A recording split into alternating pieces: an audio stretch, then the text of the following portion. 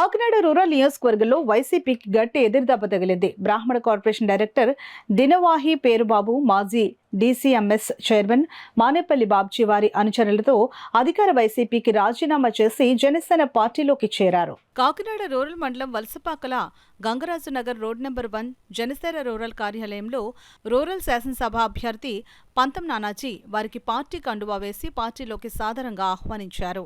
ఈ సందర్భంగా నానాజీ మాట్లాడుతూ అధికార పార్టీ నాయకులు బ్రాహ్మణులపై చేస్తున్న దాడులను ఖండిస్తూ అధికార పార్టీ నుండి జనసేన పార్టీలో చేరారని, ప్రభుత్వం బ్రాహ్మణుల పట్ల చూపిస్తున్న వైఖరికి నిరసనగా బ్రాహ్మణులందరూ ఒకే తాటిపైకి వస్తున్నారని అన్నారు.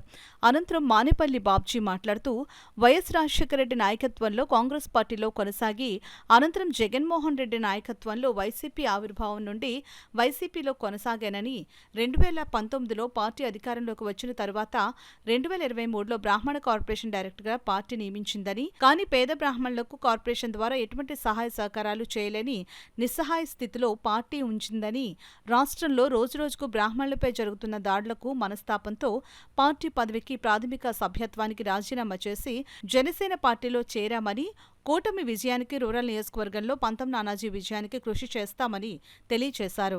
ఈ కార్యక్రమంలో Telugu Desam party rural coordinator Katakamsetti Venkata Prabhakar, Janasena నాయకులు పుల్లా శ్రీరాములు, చైర్మన్ శ్రీను, సర్పవరం గ్రామ కమిటీ అధ్యక్షులు వీరబాబు, జన సైనికులు తదితరులు పాల్గొన్నారు. ఒక డైరెక్టర్ పదవి ఇచ్చారంటే ఆ ప్రాంతంలో ఉన్నటువంటి బ్రాహ్మణులందరికీ కూడా మంచి చేయాలి. ఆ మంచి చేయడానికి ఆయన ప్రయత్నం ఆయన చేస్తూ ఉన్నాడు, కానీ తగిన సపోర్ట్ ప్రభుత్వం నుంచి లేదు. అలాగే ఈ మధ్యకాలంలో గుళ్ళోకి వెళ్ళి కూడా బ్రాహ్మణులు కొట్టేసే పరిస్థితి వచ్చింది, అర్చకులు కొట్టేసే పరిస్థితి కూడా వచ్చింది.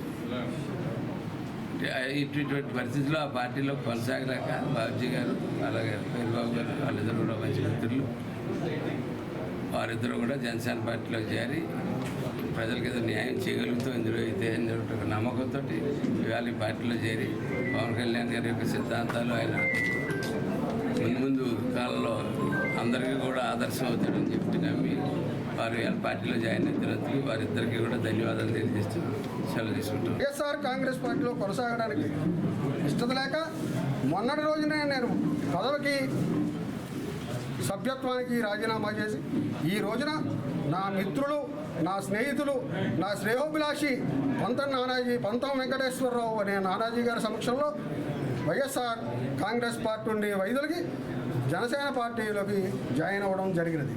జన సైనికుడిగా జనసేన పార్టీ విజయం కోసం మరియు కూటమి విజయం కోసం, తెలుగుదేశం, జనసేన, బీజేపీ పార్టీ అభ్యర్థుల విజయం కోసం నా శక్తివంచన లేకుండా కృషి చేస్తానని, పంతం నానాజీ గారి విజయానికి నా సాయశక్తిలా కృషి చేస్తానని, అదేవిధంగా శ్రీ కొణిదెల పవన్ కళ్యాణ్ గారి సిద్ధాంతాలకు, ఆశయాలకు కట్టుబడి పార్టీలో కొనసాగుతానని తెలియజేసుకుంటూ సెలవు తీసుకుంటున్నాను. శివాలయంలో పంతులు గారిని కాలుతో తండటం ఇదే విధంగా ఒక అవమానం కాదు, మరి దేవాలయాలు తగలబెట్టడం, అందులో విగ్రహాలను కొట్టడం, ఇలాంటి 5 సంవత్సరాల్లో చాలా చూసాం.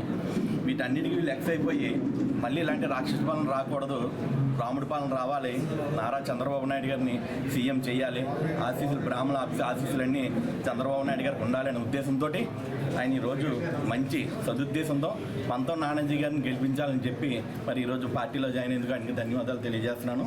అదేవిధంగా మా తెలుగుదేశం పార్టీలో నాయకులు కూడా దుర్గాప్రసాద్ గారు ఉన్నారు. దుర్గాప్రసాద్ గారు మరి అదేవిధంగా వీళ్ళందరూ ఉండి మరి ఈరోజు ఉత్సాహంగా ఆయన తీసుకొచ్చి జాయిన్ చేసినందుకు మరొక్కసారి ధన్యవాదాలు తెలియజేసుకుంటున్నాను. నానాజీ గారి గెలుపు మ్యాక్సిమం ఖరారు అయిపోయింది.